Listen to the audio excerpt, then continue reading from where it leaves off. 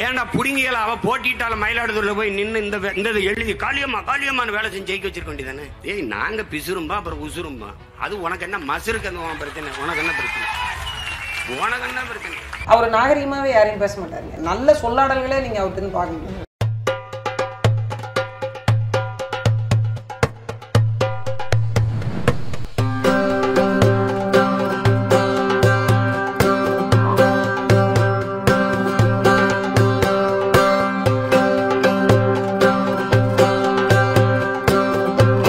Kareem's Biryani Paradise at Liberty and Catering Services, கோடம்பாக்கத்தின் அறுசுவை அடையாளம்.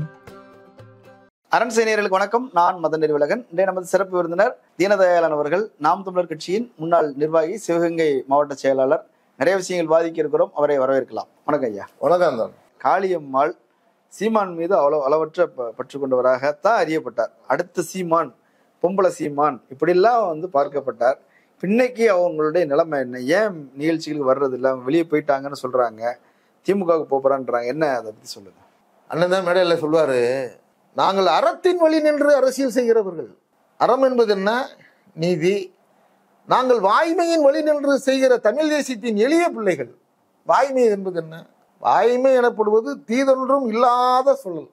அது வள்ளுவர் சொல்லது எதுவுமே பெரியார் சொன்ன மாதிரி அப்படிலாம் மனுஷன் வாழ முடியுமான்னு கேட்பார். பெரியார் ஒருத்தர் தான் அப்படி கேட்பார். அதனாலதான் அவர் பெரியார்.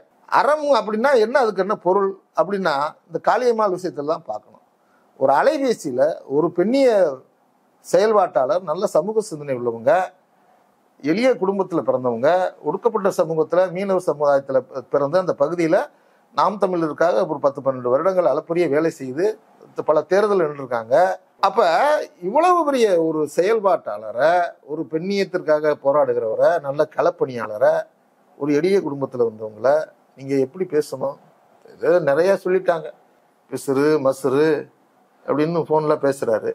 இருந்தா இருங்க, போனா போங்க. இல்ல, அவர் சொல்றதுக்கு காரணம் அவங்க தனக்குன்னு ஒரு ஆதரவாளர்கள் உருவாக்குறாங்க. ஒவ்வொரு பகுதிகளிலையும் கிராம மீனவ கிராமங்கள்லாம் போறாங்க, போய் இங்கேயும் அங்கங்க கூட்டங்கள் போட்டு தனக்கு ஒரு ஆதரவாளர்கள் எல்லா பக்கமும் உருவாக்குறாங்க. அப்போ நீ கட்சி வளர்ந்ததுன்னா நீ தன்னால வளர்ந்துட போற, நீ தனியா வளர்றதுக்கான வேலை செஞ்சேன்னா அது அனுமதிக்க முடியாதுன்றாரு. கட்சி வளர்வும் நானும் வளருவேன்ல. இது என்ன பைத்தியக்காரதானா? ஒரு என் கட்சியை வளர்க்குறான் மாவட்டத்துல, எம்எல்ஏ வந்துடுறான். தலைவர்களே சில நேரத்தில் தோத்து போவாங்க தேர்தலில். அண்ணா தோத்துருக்காரு, அண்ணாவை தோத்துருக்காரு. அதுக்கடுத்த 2ஆம் கட்ட தலைவர் ஜெயிச்சுட்டு இருப்பான். அதுக்காக அந்த தலைவன் இல்லாம கட்சி போகாது, அது வேற. ஆனால் அவர் என்ன நினைக்கிறார், அந்த கட்சி எந்த காலத்துல தேர்தலில் ஜெயிக்க கூடாதுன்னு அவரே முடிவு. போலி தமிழ் தேசியவாதிகளை கொண்டு அறியாமல் இருக்கிற தம்பிமார்களை காலப்போக்கில் முழுக்க திராவிட எதிர்ப்பு, பெரியார் எதிர்ப்பு அப்படிங்கிற ஒற்றை நோக்கத்தில் நிறுத்தும் போது என்ன செய்வான்? போகவே மாட்டான். அது 10%, 5% இருந்துகிட்டே இருக்கும். இப்ப பெரியாரவாதிகள் வெளியேறிட்டாங்களா? வெளியேறிட்டே இருக்காங்க. சாதாரணமா அரசியலுக்கு வந்தவன், எதுவுமே தெரியாம ஒரு அரசியல் வேணும், எப்படி வருவான் தெரியுமா? நாம் தமிழருக்கு சில பேர் பேச்சு, அண்ணன் பேச்சு நல்லா இருக்கு, சிறப்பா இருக்கு, நமக்கு ஒரு அரசியல் வேணும், நமக்கு போனா ஏதாவது ஒன்றிய நகரம் கிடைக்கும் சார், நம்ம ஒரு படத்தை வச்சுட்டு நான் தான் தமிழ் தேசியவாதின்ட்டு போவான். அவனுக்கு தமிழ் தேசியம்னா என்னன்னு தெரியாது, இந்திய நில அளவுன்னா என்னன்னு தெரியாது, இந்த சமூக அமைப்பு பற்றி எந்த புரியல் இருக்காது. ஆனா பாவம் உழைப்பான். நீங்க சொன்ன மாதிரி சில பேர் ஏதோ ஒரு மோகத்துல இந்த நாட்டுல ஒரு பெரிய புரட்சியை நடக்க போகுது, அண்ணன் ஏற்படுத்த போறாருன்னு இருக்கிற காசை பூரா எடுத்து செலவழிச்சு, அண்ணனுக்கு வந்தா 5 ஸ்டார் ஹோட்டல் பார்த்தோமே சேலத்துல, எங்கே போனாலும் அதானே, எனக்கு விதவிதமான மது வகைகள் வேணும், பெரிய ஸ்டார் ஹோட்டல்லாம் தங்குவேன், ஃப்ளைட்ல தான் வருவேன், அவருடைய கண்டிஷன். இவங்களுக்கு என்ன, ஏதோ ஒரு இடத்துல நம்ம பயணிக்கணும், சீமான் செய்யறாரு, அவரை நம்ம முன்னிறுத்தணும் அப்படிங்கிற அந்த வெறி இருக்குல்ல, அது இந்த அவங்களுடைய இயல்பான இதை மறைச்சிருது, கண்ணை மறைச்சிருது. இந்த இடத்துலதான் இப்ப நான் என்ன சொல்றேன்னா, எப்படி ஒருத்தர் வளராம இருப்பாரு? அப்ப என்ன நோக்கம்னா, இன்னொரு முகம் வந்துடக்கூடாது நாம் தமிழர். இப்ப நாளைக்கே நாம் தமிழர் 2ஆ ஸ்பிளிட் ஆகுதுன்னு வச்சுங்களேன், ஒரு பேச்சுக்கு சொல்றேன், அப்படி ஆளு இருக்காங்களா? வாய்ப்பு இருக்கு. ஏன்னா இப்ப காளியம்மாள் என்ன சொல்றாங்கன்னா, 2 நாள் முன்னால நேற்று பேட்டியில பார்க்கும்போது என்ன சொல்றாங்கன்னா, திமுக அதிமுக விமர்சனம் பண்றாங்க, காங்கிரஸ் பாஜக விமர்சனம் அது இருந்துகிட்டே இருக்கு, பாஜகவை அப்படி மேலோட்டமா விமர்சனம் பண்ணுவாங்க, காங்கிரஸ் ரொம்ப டீப்பா விமர்சனம் பண்ணுவாங்க. அப்ப இந்த கட்சிகள்லாம் விமர்சனம் பண்ணிக்கிட்டு இருக்க இவங்க விஜயை மட்டும் சாப்பிட்டா ஒன்றும் சொல்லலை. தமிழக வெற்றிக்கழகம் கட்சி ஆரம்பிச்சிருக்காங்க, அவருக்கும் அப்படின்னு சொல்லி கடந்து போறாங்க. அப்ப இவங்க ஒன்றும் விஜய் கட்சிக்கு போகணும், திமுகவுக்கு வருவதற்கான வாய்ப்புகள் அதிகம் இருக்கு. ஏன்னா திமுக நிகழ்ச்சியில தானே போய் கலந்துக்கிறாங்க. அதாவதுங்க சமூக செயல்பாட்டாளர்னு போட்டுக்கிறாங்க. ஆமா, சமூக செயல்பாட்டாளர்னு போட்டு கலந்துக்கிறாங்க. அனிதா ராதாகிருஷ்ணனுடைய மீன்வளத்துறை அமைச்சர் அவரு அதாவது நெருங்கி வந்துட்டாங்க. அவங்களுக்கு ஏதோ ஒரு நெருடல் இருக்கிறதா இல்ல வேற ஏதோ உள்ளுக்குள்ள அவங்களுக்குள்ள பேச்சுவார்த்தையில எதுவும் முட்டுக்கிட்டே சொல்றாங்களா அந்த தொகுதி அவங்க அதே தொகுதி பாருங்களேன் அவங்களுக்கு மறுபடியும் வேணும்னு கேட்கறாங்க. தமிழ்ல இருந்து விலகிய நிறைய பேர் திரும்பவும் திராவிடங்கிற போர்வையில தான் வந்திருக்காங்க. அது பாத்தீங்களா? சில நிர்வாகிகள் வேணா ரொம்ப ஃபார்வர்டா இருக்கிறவங்கன்னா யோசிக்கலாமே ஒழிய, கோயம்புத்தூர்ல, சேலத்துல, தருமபுரியில இந்த பக்கம்லாம் விலகி போனவங்க, விழுப்புரம் மாவட்டத்தில் எல்லாரும் திமுகவில் தான் போயிருக்காங்க. இவங்களுக்குலாம் என்னன்னா அரசியல் புரியுது. நம்ம ஏதோ ஒரு இடத்துல ஏமாந்துட்டோம், தமிழ் தேசியங்கிற போர்வையில் சரியான இடத்த நோக்கி தான் வராங்கன்றீங்க காளியம்மாள். ஆமா, சரியான இடத்துக்கு தான் வர்றாங்க. விமர்சனம் யாரு பண்ணல? கலைஞரை பண்ணாத விமர்சனமா? அண்ணாவை? அரசியல்ல எது வேணாலும் நடக்கலாம். ஆனால் காளியம்மாள் சிறப்பானவங்க. அவங்களுக்கு எதிர்காலம் இருக்கு. இப்போ மற்றவங்களுக்கு எதிர்காலம் இருக்கு, இந்த கட்சிக்குள்ள பயணிக்கணும், இந்த காலம் போகணுங்கிறது இவங்களுக்கு ஒரு அடையாளம் இருக்கு. இவங்களுக்கு ஒரு பெரிய பின்னணி இருக்கு. இவங்களுக்கு ஒரு போர்க்குணம் இருக்கு, பேச்சாற்றல் இருக்கு, நல்ல சமூகத்துல பழகி இருக்காங்க, நல்ல பெயர் எடுத்திருக்காங்க, அந்த கட்சியை கொண்டு போய் சேர்த்திருக்காங்க கடைநிலை மக்கள்கிட்ட. அப்ப இவங்க போனாங்கன்னா இவங்களுக்கு சிறப்பான எதிர்காலம் இருக்கு. அதை எடுத்து அவங்க முடிவு எடுக்கணும். ரெண்டாவதுங்க, இந்த ஈழ பிரச்சனை அப்படிங்கிறதே ஒரு பாட்டு தான் எல்லா கட்சிக்கும். அதை முழுமையாக கையில் எடுத்து போயே ஒன்றும் பண்ண முடியாமலாம் மறுமலர்ச்சி திமுக, பாட்டாளி மக்கள் இப்போ பார்த்தோமே, திருமாவளவன் தான் சொல்லுவாரு, ஸ்ட்ராட்டஜி அரசியல். இந்திய அரசியலை புரிந்து கொள்ளாமல் நம்ம இதை கையில் எடுக்க முடியாது. அப்படியே கையெடுத்தாலும் கரை சேராது. ஈழம் என்பதை இந்திய அரசு அங்கீகரிக்காமல் சர்வதேச அரசியலுக்கு போகாதுன்னாரு. எப்படி எடுத்துட்டு போறது? உலக நாடுகள் அங்கீகரிக்கணும்ல. அப்ப அது யாரு அங்கீகரிக்க கொண்டு போறது? இந்தியா ஆதரிச்சாதான் கொண்டு போவோம். இந்தியா ஆதரிச்சாதான் பக்கத்தில் உள்ள நாடுகள் போவான். அப்போ சர்வதேச அளவுல போவோம். அது போகாத வரை, அது போகாதற்கான வாய்ப்பும் இல்லாத வரை நம்ம ஈழ அரசியலுங்கிறத ரொம்ப தீவிரமா எடுத்துருவோம். ஈழ மக்களுக்காக நம்ம பேசுறோம், அவங்களோட நம்ம நேசமா இருக்கோம். அவங்க போராடினா ஆதரிக்க வேண்டியதுதான், ஆதரிக்கிறோம். அங்கே ஜனநாயக பாதையில இப்ப போயிட்டாங்க, அமைதி பாதைக்கு திரும்பி ஜனநாயக அரசியல்ல போயிட்டாங்க. அப்ப அப்படிங்கிற போது இதை புரிஞ்சுக்காம இன்னும் ஈழம் அப்படின்னு நினைக்கிற அரசியல் இருக்கு பார்த்தீங்களா, அது தன்னைத்தானே ஏமாத்திக்கிறதா, தனக்குத்தானே குழி தோண்டிக்கிறதா. அந்த இடத்துல காளியம்மாள் தெளிவானவங்க தான். அதனால இதுல எதுக்காக சொல்ல வரேன்னா, இந்திய தேசிய அரசியலில் இன்றைக்கு எதுக்க வேண்டியது ஆரிய இந்திய இந்துத்துவ பார்ப்பனியம், RSS அரசியல். அந்த அரசியல் வேகமா உள்ள வந்துட்டு இருக்கு. இல்லைன்னு சொல்லிட்டு இருக்கிறத விட அவங்க சோசியல் இன்ஜினியரிங் மூலமாக ஜாதிய அமைப்புகளை கை கொள்வது, ஜாதிய தலைவர்களை விலைக்கு வாங்குவது, அவங்களுக்கு ஃபண்டு பண்ணி அவங்கள பேச விடுறாங்க. ஒவ்வொரு ஜாதி அமைப்புலும் இருக்கு. எல்லா ஜாதி, எனக்கு தெரிஞ்ச எல்லா ஜாதி அமைப்புலையும் ஆள், விஸ்வகர்மா அமைப்புகளோட ஆள் இருக்கு எங்க ஊர்ல. அவங்களுக்கு தெரியாது. அப்ப இந்த மாதிரியான ஒரு போக்கை எதிர்கொள்வதற்கு பெரியாரியம் மட்டும்தான் இருக்கு. அம்பேத்கரியத்தை கூட உள்ள வாங்கிடுவாங்க.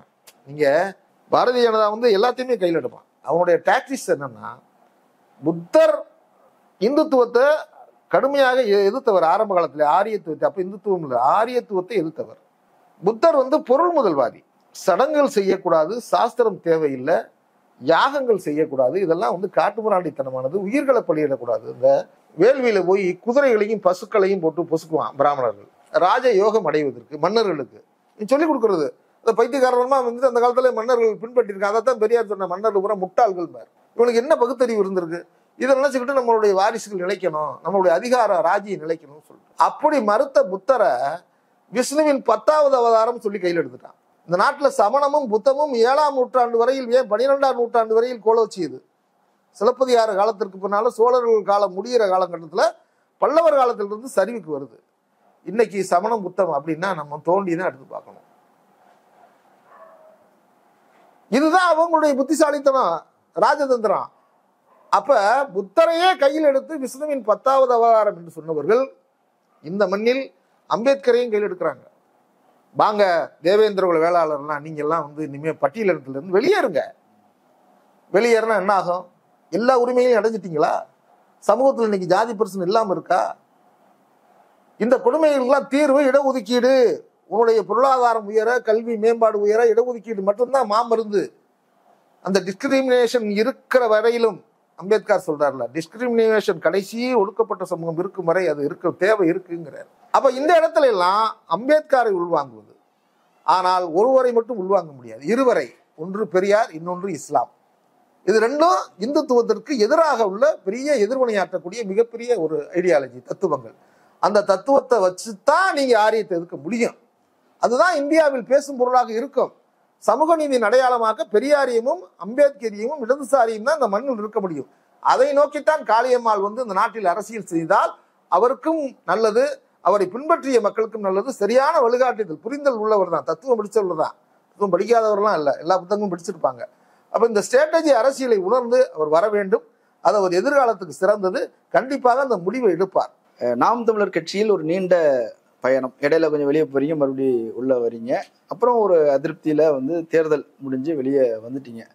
அந்த அதிருப்தி குறித்து பலரும் பலவிதமா சொல்றாங்க. நீங்க சீமானுடைய சொந்த தொகுதியை சேர்ந்தவர், சிவகங்கை அப்படின்னும் போது என்ன பிரச்சனை நினைக்கிறீங்க? கட்சிக்குள்ள இவ்வளவு நாள் இருந்திருக்கிறோம், ஒரு உணர்வோட உள்ள வந்தோம், தீவிரமா வேலை செஞ்சோம், இன்னைக்கு ஒரு சோர்வு, ஒரு அவநம்பிக்கை, என்ன காரணம் வெளியே வருவதற்கு? 2009 இனப்படுகொலை, முள்ளிவாய்க்கால் படுகொலை நடந்ததற்கு பின்னால் ஒரு மாற்று அரசியல் வேண்டும், தமிழர்களுக்கான ஒரு அரசியல் களம் வேண்டும், ஈழத்தமிழருடைய தாக்கத்தை தமிழகத்தில் எடுத்து சென்று அதன் மூலமாக ஒரு மாற்று அரசியலை கட்டமைக்க வேண்டும் என்கிற அரிய நோக்கத்தோடு தான் என் போன்றவர்கள் வந்தோம். நிறைய இளைஞர்களும் வந்தார்கள். இதில் நம்ம பகுத்து பார்க்கும்போது இந்த அமைப்பை கட்டியவர்கள் எல்லாருக்கும் தெரியும், பெரியாரியவாதிகள் அதில் முழு பங்களிப்பு செய்தாங்க. அவரை வழிநடத்திய இயக்குனர் மணிவண்ணனோ, பாரதி ராஜா போன்றவர்களோ, இன்றைக்கு இருக்கிற திமுகவில் இருக்கிற வைரமுத்து போன்ற கவிஞர்களோ, குளத்தூர் மணி அவரை ஈழத்திற்கு அனுப்பியவரோ, வன்னியரசு போன்ற விடுதலை சிறுத்தை கட்சியில், இப்படி பன்முகங்கள் பல அரசியல் கட்சியில் இருக்கிற மார்க்சியவாதிகள் கூட, நம்ம பத்திரிகையாளர் ஐயநாதன் போன்றவர்கள், ஆவல் கணேசன், சென்னையில் அதிகமான், இன்னும் நிறைய நம்ம சொல்லிகிட்டே போகலாம், அது பெரிய பட்டியல். அப்போ பெரியாரியவாதிகள், அம்பேத்கரியவாதிகள், மார்க்சியவாதிகள் அப்படிங்கிற ஒரு கூட்டு கலவையோடு தான் எல்லாரும் வந்தாங்க. ஏனென்றால் தொடர்ந்து 67 இருந்து பார்க்கிற திராவிட இயக்க ஆட்சிகளில் பல்வேறு சலிப்பு, குறிப்பாக ஈழப்படுகொலை நடந்ததற்கு பின்னால், இனப்படுகொலை நடந்ததற்கு பின்னால் ஒரு அவநம்பிக்கை ஏற்பட்டது. அதிமுக ஆட்சியில் இருந்த காலம், திராவிட முன்னேற்ற கழகம் ஆட்சியிலிருந்து இறங்குகிற காலம், அதிமுக மீண்டும் ஆட்சிக்கு வருகிற காலம். திராவிட முன்னேற்ற கழகம் 90 வரை ஈழக் கொள்கையில் எப்படி நடந்து கொண்டது என்பது இந்த இளைஞர்களுக்கு கொஞ்சம் அரைகுறையாக தான் தெரிகிறது. அதற்காக ஆட்சியையும் பழி கொடுத்தார்கள். திராவிட முன்னேற்ற கழகத்தில் இருந்த வைகோ போன்றவர்கள், கண்ணப்பன் போன்றவர்கள், சுப்புலட்சுமி ஜெகதீசன் போன்றவர்கள் விடுதலை புலிகளுக்கு எவ்வளவு உதவி செய்தார்கள் என்பதை பட்டியல் போட்டு சொன்னால் நேரம் பத்தாது, அவ்வளவு நம்ம பேச வேண்டியதில்லை. ஒரு கட்டத்தில் ராஜீவ்காந்தி படுகொலைக்கு பின்னால் ஈழக் கொள்கையில் சில மாற்றங்களை செய்து கொண்டார்கள், நியூட்ரல் ஆயிட்டாங்க. விடுதலை புலிகள் இயக்கத்திற்கு தடை வந்தது. அதற்கு பின்னால் வெளிப்படையாக ஈழக் கொள்கையை கலைஞர் என்ன செஞ்சார்னா, ஈழத்தை ஆதரிக்கிறேன், ஆனால் ஈழமடைந்தால் மகிழ்ச்சி அடைவேன், நான் ஈழத்தை ஆதரிக்கிறேன், இருபொருள் கூட பேசினார்.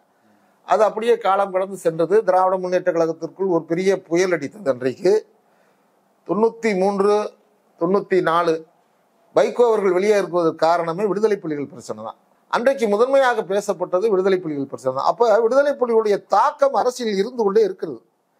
ஈழ ஆதரவாளர்கள் என்பதில் சமரசம் செய்து கொள்ளாத போராளிகள் வைகோ, பல நெடுமாறன் போன்றவர்கள் நடத்திய இயக்கத்தினுடைய தாக்கம் இருக்கிறது. அந்த தாக்கம் இருந்து கொண்டே இருந்தது. இங்கேதான் அதனுடைய அந்த மாற்று அரசியலுக்கான களமே உருவாகுது.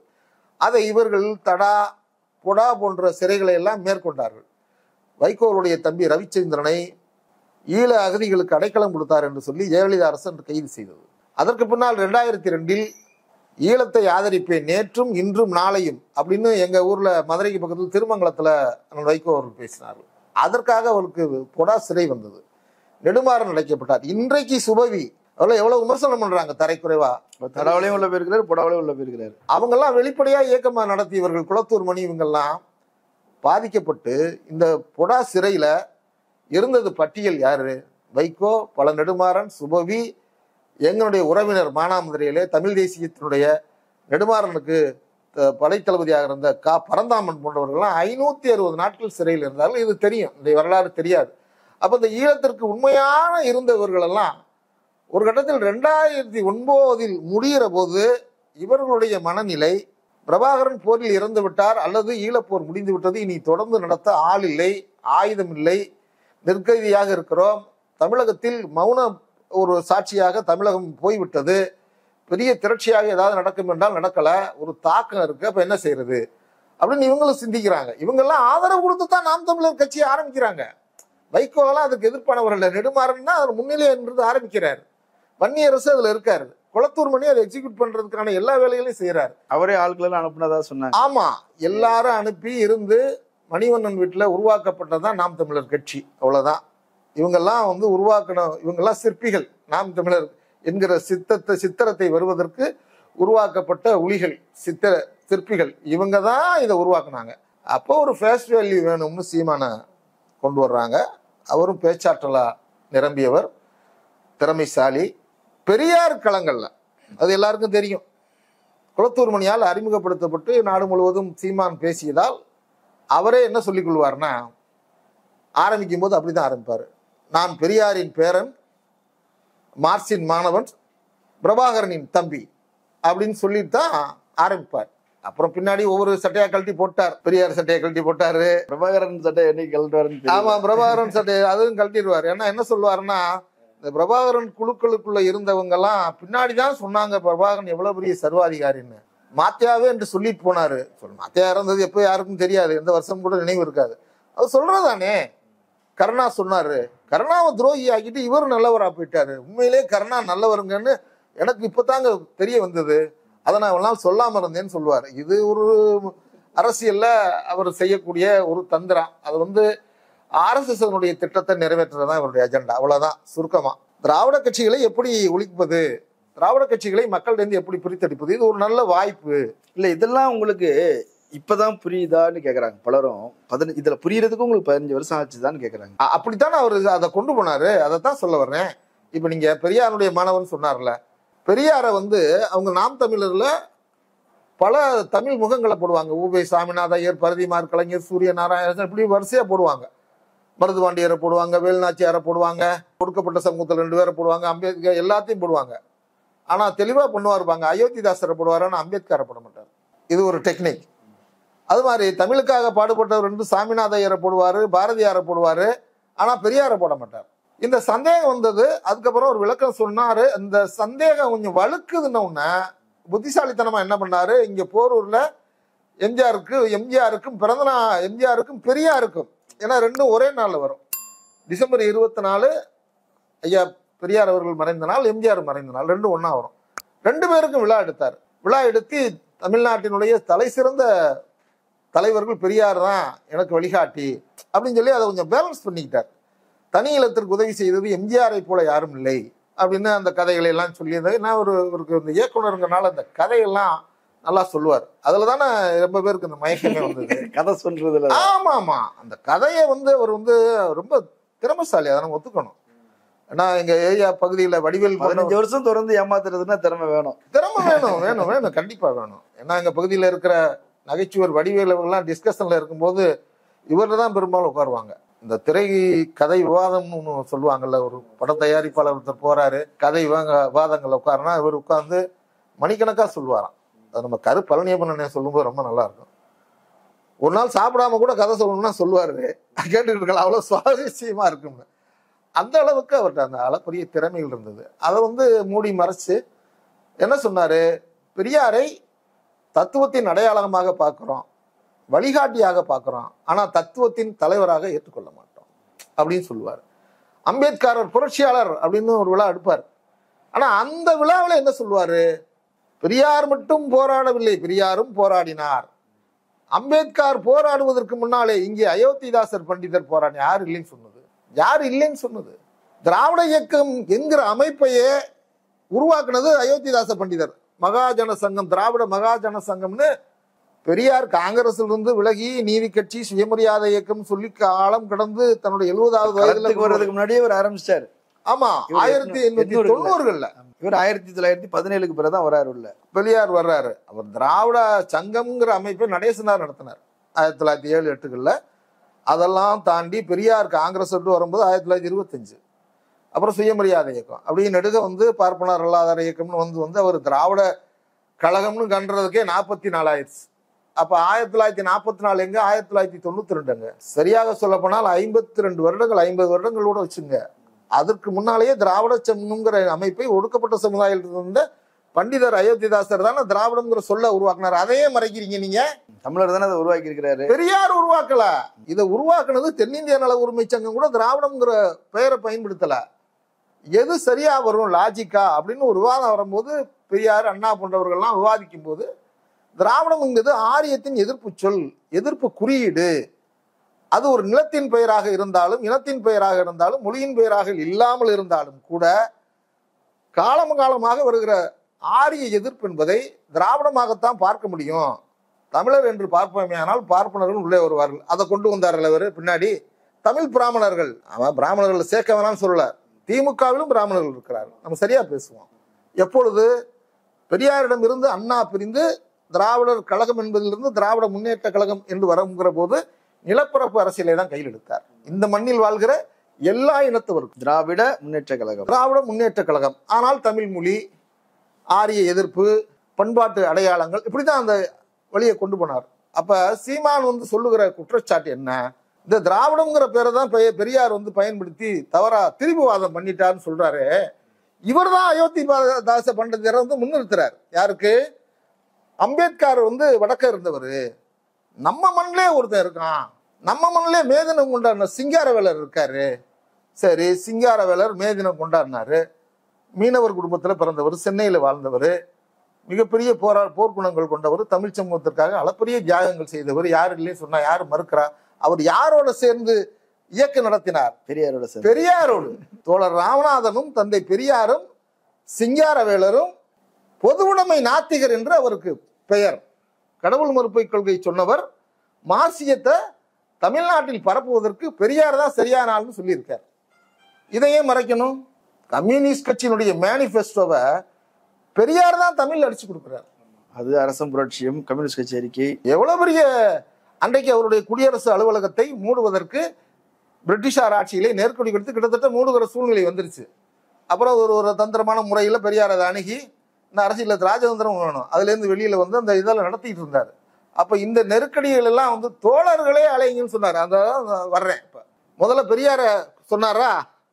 பெரியார தத்துவத்தின் தலைவராக ஏற்க முடியாது, வழிகாட்டிதான் சொன்னாரா?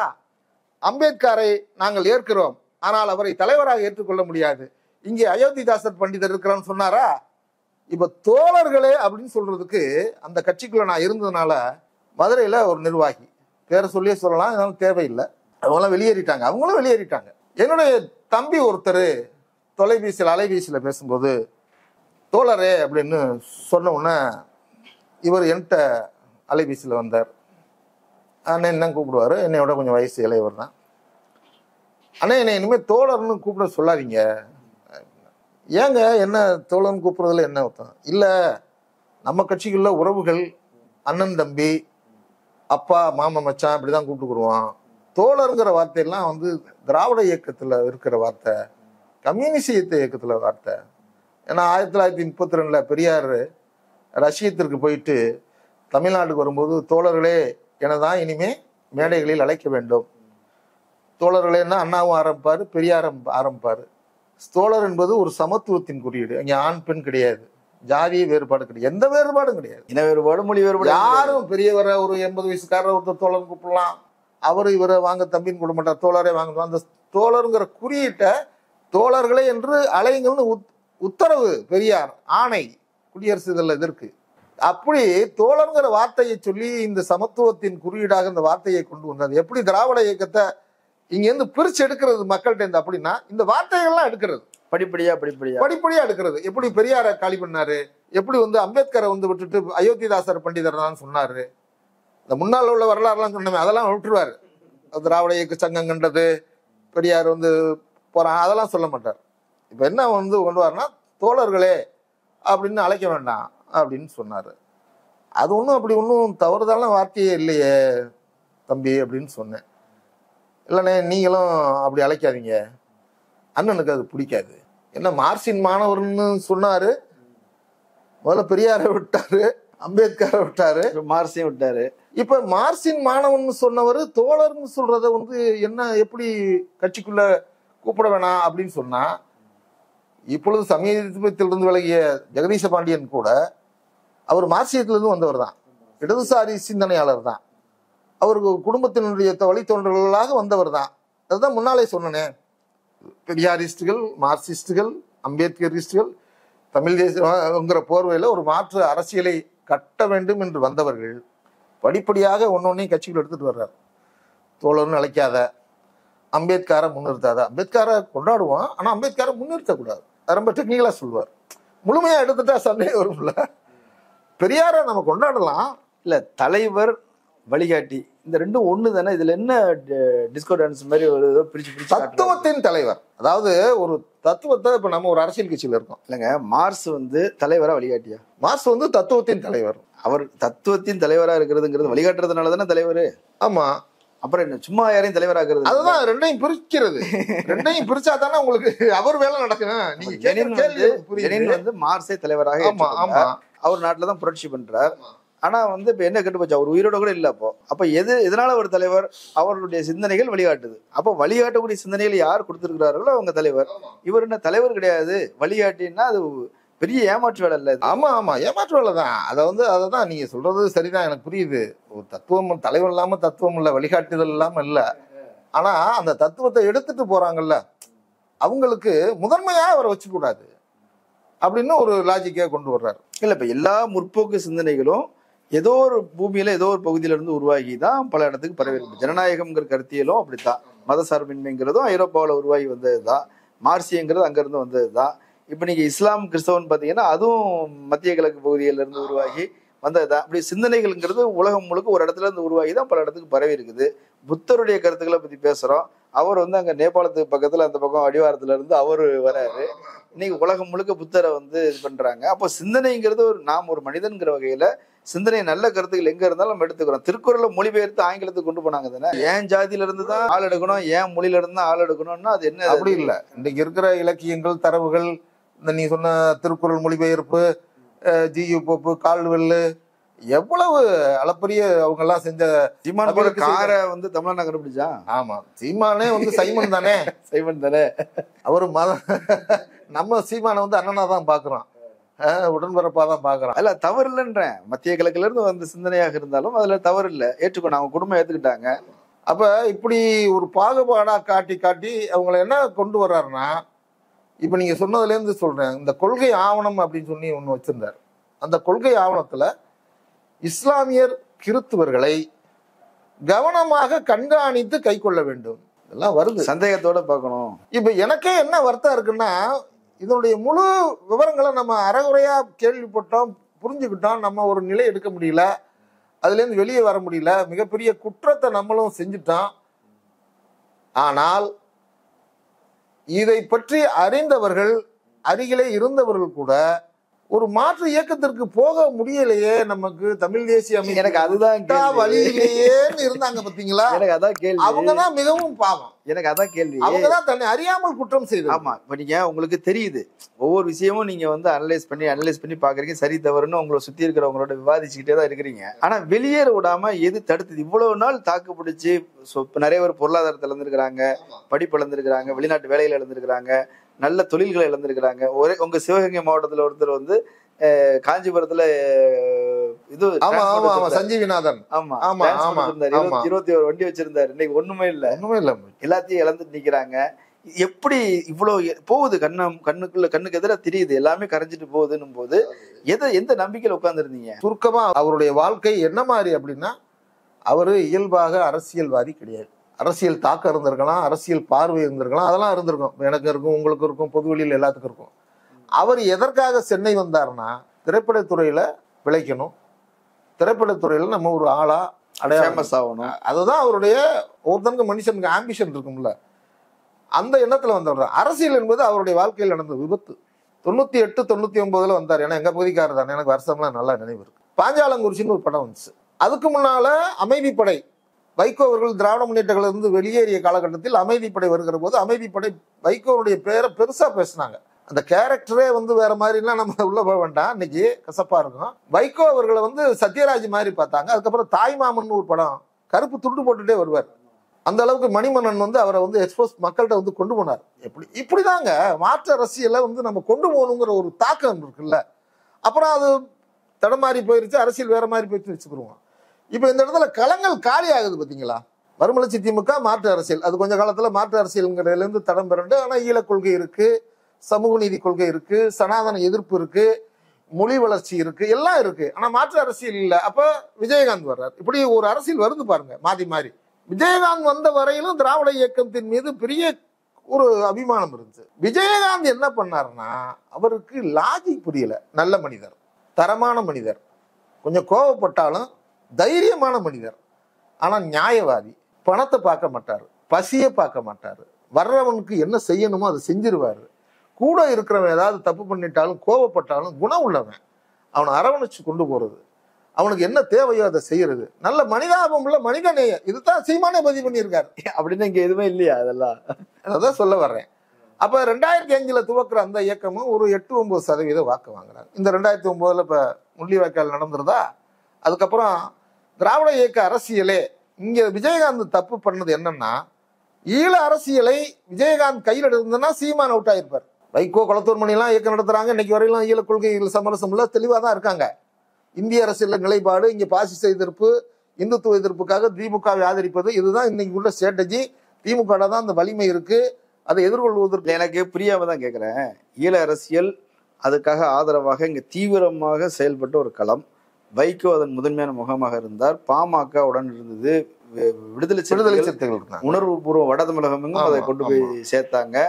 பாமகவும் விசிகவும் மட்டுமே தமிழகத்தின் பாதி பகுதியை வந்து ஈழ அரசியலுக்காக கொண்டு போய் தெற்கையும் மேற்கையும் வைகோ, மேற்கு மாவட்டங்களையும் வைகோ அதை வீரியமா கொண்டு போயிருக்கிறார். தமிழ்நாடு முழுக்கும் அது வேலை செஞ்சிருக்கிறாங்க. அங்க போராட்டம் முடிந்து விட்டது. நமக்கு இங்க வேலை இல்லை. அவங்க போராடினா நம்ம துணைக்கு ஆதரவா நிக்க முடியும். அதனால அது நிக்குது. அதன் பிறகு வந்து நாம் தமிழர் கட்சி இந்த எல்லாம் முடிஞ்சு போனதுக்கு பிறகு சொல்லுவாங்கல்ல, வீட்டை பூட்டிட்டு போன பிறகு வெளியே கடந்து டான்ஸ் ஆடுற மாதிரி, இது வரைக்கும் ஈழத்துக்கு அவர் எதுவுமே செஞ்சதில்லை. எந்த நல்ல காரியமும் நடந்ததில்லை. ஐநா சபையில நீதி பெற்று தரல. அங்கே தமிழ்நாட்டில் 90க்கும் மேற்பட்ட முகாம்கள் இருக்குது, ஈழத்தமிழர்கள் இருக்கிறாங்க.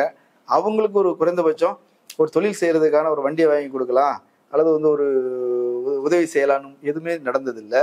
அங்கே புலத்தில் இருக்கக்கூடிய தமிழர்கள் விபச்சாரம் செய்யறதா சொல்றாங்க, திருடுவதா சொல்றாங்க. முன்னாள் போராளிகள் திருடர்களாகவும் குற்றவாளிகளாகவும் மாறி இருக்கிறாங்க. அங்கே ஏன்னா மக்கள் அவங்களை சேர்த்துக்க மாட்டேன்றாங்கன்னு சொல்றாங்க. மக்கள் வறுமையில் இருக்கிறாங்கன்னு சொல்றாங்க. அவங்களுக்கு எந்த உதவியும் போய் சேரல. இது இந்த 15 ஆண்டுகள்ல யாருக்காக உழைக்கிறோம்னு சொன்னோமோ அவங்களுக்கு எதுவுமே செய்யாம ஒரு அரசியலை வந்து செஞ்சுக்கிட்டு இருக்கிறாங்கன்னா இது எவ்வளவு பெரிய மோசடி. இதை எப்படி நம்புனீங்கன்னு நான் கேட்கிறேன். நீங்க சொன்னீங்கல்ல, வைகோ அதுக்காக கட்சி நடத்தினார். அதுல எந்த மாற்று கருத்துக்க முடியாது. சமரசம் இல்லாமல் இந்திய அரசுக்கும் சரி, அவருடைய திராவிட முன்னேற்றத்துக்கு வெளியேறியும் சரி, குளத்தூர் மணி இயக்கம் நடத்தினார். கோவை ராமகிருஷ்ணன் அவங்க இயக்கம் நடத்தினாங்க. இது அரசியல் கட்சியும் நடத்தினாங்க. பாட்டாளி மக்கள் கட்சி 91 பிரபாகரன் ராஜீவ்காந்தி படுகொலைக்கு பின்னால், தடை செய்யப்பட்டதுக்கு பின்னால், பிரபாகரன் படம் வைத்திருந்தாலே வழக்கு. அப்ப சென்னையில மிகப்பெரிய ஒரு ஆர்ப்பாட்டமோ போராட்டமோ நடத்துகிற போது பிரபாகரன் படத்தை பிடித்துக் கொண்டு பாட்டாளி மக்கள் கட்சி போனியது. அதெல்லாம் நம்ம வரலாறு. அதே மாதிரி அந்த திருமாவளவன் அவருடைய அரசியல் வரலாற்றுல ஈழ அங்கீகார மாநாடு இவங்க 3 பேர் தான் நடத்தினாங்க. ஆமா, நடத்தினாங்க. பாமக வைகோ தானே நடத்தினாங்க. ஆனா இவங்க எல்லாம் என்ன பண்ணிட்டாங்கன்னா, அரசியல் ஸ்ட்ராட்டஜி ஈழம்ங்கிறத ஒரு பாத்தா வச்சுக்கிட்டாங்க. இங்கதான் நீங்க கவனிக்கணும். அப்படித்தானே இருக்க முடியும். அதுதான் அரசியல். அதுதான் உண்மையான அரசியல். ஆமா, அங்க உதவி தானே. இப்ப என் சகோதரனுக்கு நான் குடும்பம் இருக்குதுங்க, நான் சம்பாதிக்கிறேன், என் குடும்பத்தையும் பார்த்துக்கிட்டு என் தம்பி தங்கைகளுக்கு உதவுறேன்னா அது வேற. இதை விட்டுட்டு அவங்களுக்கும் எதுவும் கொடுக்காம தனியா வந்து அவங்க பேரை சொல்லி நான் அழிச்சுக்கிட்டு இருக்கிறேன்னா அதுதானே மோசடி. இன்னொன்று தவறான ஒரு வாதத்தை கற்பிச்சிட்டாரு. அது எங்களை மாதிரி ஆளுகளுக்கு புரிஞ்சது. தமிழ்நாட்டில் நாம வெற்றி பெற்றுட்டா, வெற்றி பெறதுக்கான எந்த விதமான கலப்பை எதுவும் நடக்கல, ஒரு வாக்கு சதவீதம் தான் உயர்ந்திருக்கு தமிழ்நாட்டில். அதுவும் மோசடி தானே. மோசடி தான். ஏங்க, ஈழத்தின் மீது தாக்குதல் தொடுப்பது யாரு? சிங்கள அரசா அல்லது சர்வதேச வல்லரசுகளா? எல்லாரும் சேர்ந்துதான். அத நீங்க வந்து தமிழ்நாட்டுல ஒரு முதலமைச்சர் செய்ய முடியுமா? உங்க ராணுவம் இருக்குதா? அதாவது மாநில அரசுக்கு எந்த அதிகாரமும் கிடையாது. இன்றைக்கு உள்ள காலகட்டத்தில் இந்திய அரசை நினைத்தாலும் கூட உடனே அதெல்லாம் முடியாது. அவங்க சொன்ன காரணம் என்னன்னா, நாங்க உள்ள போல அப்படின்னா அது அந்நியர்கள் வந்து இது பண்ணிடுவாங்க, நம்மளுடைய எல்லையில நமக்கு பாதுகாப்பு இல்லை, அப்ப நாம தலையிடணும்னு இவன் காரணம் சொல்றான். தெற்காசிய நாடுகள் ஒரு அஜெண்டா உருவாக்குறாங்க, ஒரு கூட்டமைப்பு. தெற்காசிய நாடுகள் கூட்டமைப்புல பயங்கரவாத ஒழிப்பு அப்படிங்கிறத அமெரிக்கா இயக்குறான். அங்கேருந்து வர்ற பட்டியலில் விடுதலை புலிகள் அமைப்பும் இருக்கு. இந்த பயங்கரவாத பட்டியலில் நாங்கள் பயங்கரவாத அமைப்பில் ஒரு போராளி இயக்கம்னு சொல்லி அங்கீகரிக்க முடியாத அளவுக்கு அது ஒரு நெருக்கடியை கொண்டு வர்றாங்க. ஏன்னா ஒவ்வொருத்தருக்கும் ஒரு நாட்டில் பிரச்சனை இருக்குல்ல. பாகிஸ்தான் இல்லைங்க, இப்போ இங்கே ராஜீவ்காந்தியை கொண்டுட்டாங்க அப்படிங்கிறதுனால தடை செய்யப்பட்டு இருக்கும்போது இவங்களே வாதாடுவாங்கல்ல, எங்க நாட்டின் பிரதமரை கொண்டுட்டவங்கள நீங்க வந்து எப்படி போராளின்னு அங்கீகரிப்பேன்னு சர்வதேச நாடுகள். இன்றைக்கு வரையிலும் தடை விலக்கப்படல. இல்ல, இன்றைக்கு வரையிலும் இன்ற நாள் வரை விடுதலை புலிகள் அமைப்பின் மீது தடை இருக்கத்தானே செய்கிறது. அப்ப அது எப்படி ஆதரிக்க முடியும்? இது ஒரு நீங்க கேள்வி சரியானதான். இதெல்லாம் தெரிந்தாலும் கூட மனதளவுல என்ன இருந்துச்சுன்னா, இப்படிப்பட்ட ஒரு இன அழிப்பு நடந்து ஏதாவது ஒன்று நடந்துராதா, ஏதாவது ஒண்ணு இந்த மக்களுக்கு செஞ்சிட மாட்டோமாங்கிற ஒரு எண்ணம் இருக்கும்ல. சாத்தியப்படாத ஒன்று தான். என்ன நடந்துரும், நிறைய வசூல் பண்ணலாம், அங்கேருந்து அவன் தான் அனுப்புறான். நான் 2 விஷயம் கவனிக்கிறேன். ஈழத்தை காட்டி வசூல் பண்ணி சம்பாதிக்கிற ஒரு கூட்டம் இருந்திருக்குது. ஈழம்னு சொல்லி தான் சம்பாதிச்சதெல்லாம் இழந்த ஒரு பெரும் கூட்டம் இருக்குது. மற்றபடி அதுல வேற எதுவுமே தெரியலையே. நாம் தமிழருங்கிற ஒரு அமைப்பு வரும்போது இவரை தலைவரா முன்னேறியணும், ஒருங்கிணைப்பாளருங்கிற போஸ்ட் கொடுத்து நீங்க இயக்குங்க, ஏன்னா ஒரு ஃபேஸ்ட் வேல்யூ வேணும், இயக்குனர் நல்லா பேசுவாருங்கிற இடத்துல வர்றாரு. எந்த திரைப்படத்துறையில் தன்னுடைய வாழ்க்கையை, தன்னுடைய சுகபோகத்தை, அவருடைய அந்தரங்க விஷயங்களை, இன்னும் சொல்லப்போனா நிறைய பாலியல் என்று கூட சொல்லலாம், இதையெல்லாம் நிறைவேற்றக்கூடிய இடமாக நாம் தமிழரா போனாதான் மெரிய வைக்க கேடு. இல்ல எனக்கு இது புரியல. ஒருத்தர் ஒழுக்கம் இல்லாதவர், நல்ல குடிப்பழக்கம் உள்ளவர், அவரே சொல்றாங்க, அவரை பத்தி கூட இருந்தவங்க சொல்றாங்க, ராத்திரி எல்லாம் குடிச்சிட்டு பகல் வரைக்கும் தூங்கிட்டு இருக்கிறாருன்னு சொல்றாங்க. இதெல்லாம் இப்படிப்பட்ட ஒரு நபரை எப்படி தலைவரா நீங்க கொண்டு வந்து தலையில கட்டினாங்க? இப்ப நான் அந்த கட்சிக்கு அதை வந்து அமைக்கும் போது நாம அந்த அளவுக்குலாம் இல்லை. இது குளத்தூர் மணி என்ன, ஐயநாதன், மிகப்பெரிய ஆட்கள்லாம் இது எப்படி வந்து இது பண்ணாங்க. சிபிசந்திரனே சொல்றாரு. எனக்கு சிபிசந்திரன் பேட்டியை படிச்சோன்னா எனக்கு ரொம்ப என்ன நினைக்கிறேன்னே தெரியல. அவர் இப்ப சொல்றாரு, அவர் நண்பர்கள்ட்ட சொல்லி இருப்பாரு, பகிர்ந்திருப்பாரு, பொதுவெளியில. பொதுவில் சொல்ல மாட்டாரு, எங்கிட்ட சொல்லுவார் பர்சனலா. ஆனா இப்ப ஓப்பனா சொல்றாரு. ஆனா இப்ப ஒரு மேடை ஏறினதே இல்லைன்றாரு. இப்ப 2010 ஒரு வழக்குக்கு வேலூர் போனார். இங்க என் மீனவனை அடித்தால் மாணவனை அடிப்பேன்னு சில சம்பவங்கள்லாம் பண்ணிட்டு இங்க சென்னை சென்டூர்ல பேசினாரு. நாங்கெல்லாம் மாவட்ட பொறுப்பாளெல்லாம் வந்திருக்கோம். வீரவாசமா பேசினாரு. வழக்கு கலைஞர் ஆட்சி வழக்கு போட்டாங்க. போட்டு வேலூர் சிறையில இருந்தார். அப்போ சிபிசந்திரன் பதிவு பண்றாரு, வேலூர் சிறையில் பார்க்க வந்தவர்கள் பட்டியல்னு இப்ப சொல்றாரு. சொல்றீங்கல்ல, நீங்க கேட்ட கேள்விக்கு என்ன பதில்லைன்னு சொல்ல தெரியலையே. சொல்ற எப்படி நான் சொல்றது? தூரத்தில் இருந்து பார்க்கிறவர்கள், கடைநிலையில் இருந்து பார்க்கிற தொண்டர்கள், ஒரு நிர்வாகியாக இருந்து சீமானை பார்க்கிறவர்கள், அவர்களுக்கும் சில விஷயங்கள் தெரியாமல்லாம் இல்லை. ஆனால் முழுக்க அந்தரங்கம் தெரிந்தவர்கள், அவருடைய அன்றாட நடவடிக்கையை பார்த்தவர்கள். அவர் வந்து குருமூர்த்தியை சந்திக்கிறார். அம்மா அதை சொல்றாங்களே, குருமூர்த்தியை சந்திக்கும் போது கூட போனவங்க இருக்கிறாங்க. அப்புறம் வந்து கோபால்ஜியை சந்திக்கும் போது கூட போனவங்க இருக்கிறாங்க. சமீபத்தில் கூட வந்து ஈரோடு இடைத்தேர்தலுக்கு முன்னாடி குருமூர்த்தியை பார்த்துட்டு வந்தாருன்னு வரைக்கும் சொல்றாங்க. எனக்கே, நான் திராவிட முன்னேற்ற கழகத்தில் இளமையில காலத்தில் இருந்தவன், வைகோ ஒரு கட்சியில ஒரு பேரூராட்சி தலைவராக இருந்தவன், நகராட்சி செயலாளர், பொதுக்குழு உறுப்பினராக இருந்தவன். ஈழத்தை தாக்கத்துல அந்த தான் இங்க டிரான்ஸ்பர் ஆகுது, இந்த ஈழ தாக்கம்ங்கிறது. ஆனா இங்கே இருக்கு, இங்க சமரசம் இல்லாம இருக்கு. ஏதோ ஒன்று நடந்துரும் நினைச்சு போன பார்த்தீங்களா? இந்த கடைநிலை இருப்பவர்களுக்கு எதுவுமே தெரியல. இன்றைக்கு வரையிலும், இன்றைய காலகட்டம் வரை அவரு எப்படி வேணாலும் இருந்துட்டு போறாருங்க. எங்களுக்கு ஒரு தமிழ் தேசிய போராளி இல்ல, தமிழ் தேசிய வியாதி வியாதி. எங்க தமிழ் தேசியங்கிறது தனி நாடு கேட்கறதுங்க. ஆமா, இந்திய ஒன்றியத்திலிருந்து பிரியவர் தான் தமிழ் தேசியம். அப்புறம் என்ன கேட்டீங்க நீங்க? அதாவது தமிழ் தேசியம்னா இந்திய ஒன்றியத்திலிருந்து பிரிஞ்சு தனி நாடு அமைக்கிறது தான் தமிழ் தேசியம். எந்த விதமான அதிகாரகரன் தமிழ் தேசியவாதிங்க. ஆமா, அவர் தனி நாட்டுக்காக போராடினாரு, பேசினாரு, செஞ்சாரு. நீ பேசவும் இல்லை, செய்யவும் இல்லை. தமிழ் தேசியத்திற்கு பொருளே கொள்ள முடியாது. ஆனால் அதை மடைமாற்றம் செய்து இப்ப இருக்கிற இளைஞர் இருக்காங்க பார்த்தீங்களா, இன்னமும் வந்து ஒரு 10ல் 4 பேர் தெரிஞ்சுக்கிட்டே கைதட்டுறான். சரி, நமக்கு வழி இல்லைன்னு கைதட்டுறான் பாருங்க. இவனை நினைச்சாதான் ரொம்ப கவலையா இருக்கு. சரி, இப்ப நிறைய பேர் வெளியே வர்றாங்க இல்லையா? வெளியே வர்றவங்க வந்து, எனக்கு நான் கவனிச்சதில் சொல்றேன், பணத்தை இழந்துட்டேன், பொருள் இழந்துட்டேன், வாழ்க்கையை தொலைச்சிட்டேன், அது இது தேராது, இது மூழ்கிற கப்பல், இது கராதை போய் சேராது, இப்படிதான் சொல்றாங்களே தவிர, எனக்கு தெரிஞ்சு இந்த அரசியலே தப்புன்னு நீங்க ஒருத்தர் தான் பேசுற மாதிரி தெரியுது. இவங்களோட பாதையை மொத்தமாவே இந்த அரசியல் பாதை, இந்த உணர்ச்சியை வந்து தவறான திசைக்கு அழைச்சிட்டு போயிட்டாங்க. முழுக்க தான் சொன்னேன்ல, பெரியார் அவாய்ட் பண்ணாரு, அம்பேத்கர் அவாய்ட் பண்ணாரு, மார்க்ஸ் அவாய்ட் பண்ணாரு, பிரபாகரனை அவாய்ட் பண்ண முடியல. ஆனா ஒரு காலத்துல வந்து பிரபாகரனை பத்தி அவளே சொன்னாலும் சொல்லலாம். அந்த சட்டையும் கழட்டி போட்டுட்டு சாவர்கர் சட்டை, RSS சட்டையை போட்டுக்கிறதுக்கு தயாராயிட்டாரு. பார்த்தோமே ஈரோடு இடைத்தேர்தல்ல. தமிழ் தேசியம் அப்படின்றது வந்து திராவிடத்துக்கு எதிர்ப்பு, திராவிடத்தை ஒழிக்கிறதுக்காக தான் வந்தோன்னு சொல்றாங்க. எனக்கு தெரிஞ்சு இப்ப பாக்குறேன், நாம் தமிழர்கள் வெளியேறக்கூடியவர்கள் ஒன்று திமுகவுக்கு வராங்க, கணிசமா திமுகவுக்கு தான் வராங்க. அடுத்து திமுக கூட்டணியில் இருக்கக்கூடிய தமிழக வாழ்வுரிமை கட்சிக்கு போறாங்க, நிறைய பேர் அப்படி போறாங்க. கீழ்மட்டத்தில் உள்ள சின்ன பசங்க விஜய் கட்சிக்கு போறாங்க. அவரும் திராவிடத்தை ஏற்றுக்கொண்டவர், இவர் திராவிட கட்சியோட கூட்டணியில் இருக்கிறவங்க. இந்த கேட்டகரி வந்து திராவிட கட்சி. எப்படி இந்த டிரான்ஸ்ஃபர் காளியம்மா வரைக்கும் வருது? காளியம்மா கூட திமுகவோட தான் வரப்போறாங்க அல்லது அதிமுக போவாங்கலாம் சொல்றாங்க. என்ன சீமானுடைய திட்டம் என்ன தெரியுமா? ஒரு கட்டத்தில் இதை அப்படியே மடைமாற்றம் செய்து பாரதிய ஜனதாவாக மாற்றுவது, RSS சங்கிகளாக மாற்றி அப்படியே அவர் கையில் கொடுத்து விடுவது. இந்த 2021 அந்த தேர்தல். ஆனா அவர் கட்சி நடத்துவார், கட்சி நடத்துவாரு, பேசுவாரு, தமிழ் தேசியம் பேசுவாரு.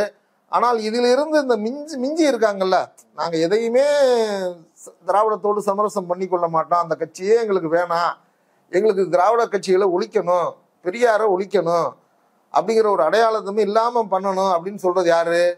பிஜேபி தான்.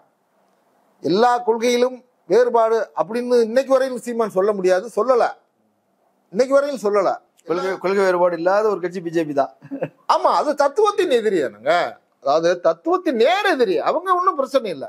அவங்க இன்றைக்கு வரையிலும் நாங்க என்ன சொல்றாங்க, அவங்களும் திராவிட கட்சியோட கூட்டு வச்சுக்குவாங்க, திமுக வச்சுக்குவாங்க, மதிமுக வச்சுக்குவாங்க, தேசிய முற்போக்கு திராவிடர் கழகத்தோட வச்சுக்குவாங்க, அதிமுக வச்சுக்குவாங்க. இன்றைக்கு வரையிலும் அதிமுகவை திரும்ப இழுக்க வரணும். அதாவது இந்த தோல்ல ஏறி செவிய கடிப்பான்னு சொல்லுவாங்கல்ல, திராவிடத்தின் கட்சிகள் தோல்ல ஏறிக்கிட்டு திராவிடத்தை ஒழிப்பேன்னு சொல்ற மிகப்பெரிய கோழைகள். அதாவது கோழைகள் சொல்றதை விட அவனுடைய ராஜதந்திர அணுகுமுறை நீங்க எங்க பாருங்க.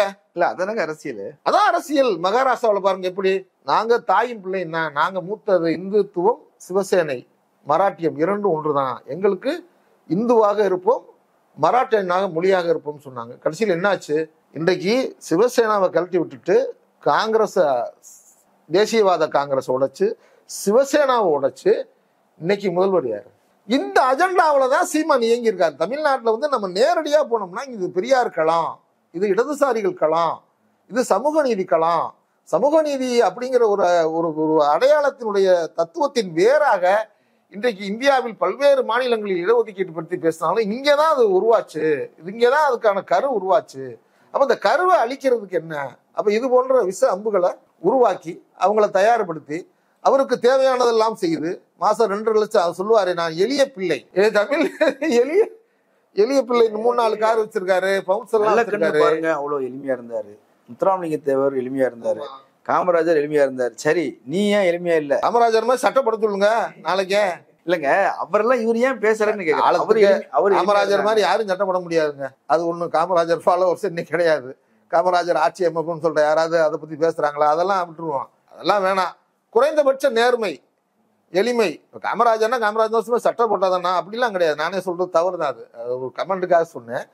காமராஜர் வழியில நடக்கணும்னா என்னன்னா, கொஞ்சமாவது நேர்மையா இருக்கணும், எளிமையா இருக்கணும், கிடைக்கிற உணவை சாப்பிடணும்.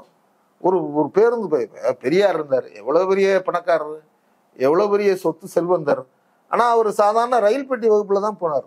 வரலாறு படிக்கும்போது பிளைட்ல போனதில்லை தெரியும். விமானத்துல போகாத ஒரு தலைவர்னா பெரியார் தான். ட்ரெயின்லயும் 3rd கிளாஸ்ல தான் போவார். ஆமா, சாதாரணமா வந்து படுத்து உறங்கிட்டு ராத்திரி எந்திரிச்சு ஒரு வாட்டுக்கு ரயில்வே ஸ்டேஷன்ல படுத்துட்டு 3ஆம் வகுப்பு பெட்டியெல்லாம் போயிருக்காரு. அந்த இதே இல்ல.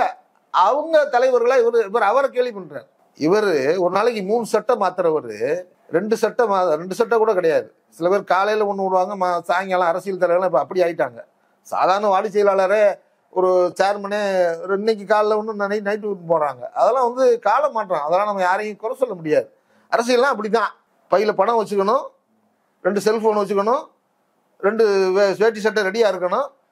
அந்த வேட்டி சட்டை வெளுக்கிறதுக்கு ஒரு வேட்டிக்கு 100 ரூபா, 200 ரூபா, ஒரு நாளைக்கு 500 ரூபா நீங்க சம்பாதிக்கணும். எப்படி சம்பாதிக்கிறது? அரசியல் அதனால அப்படி போயிருச்சு. நிறைய தகவல்கள் சொல்லியிருக்கீங்க. கலந்து கொண்டு கருத்துக்களை பகிர்ந்தமைக்கு நன்றி. நன்றிங்க. நேரில் மற்றொரு விருந்தினரோடு மீண்டும் சந்திக்கலாம். நன்றி.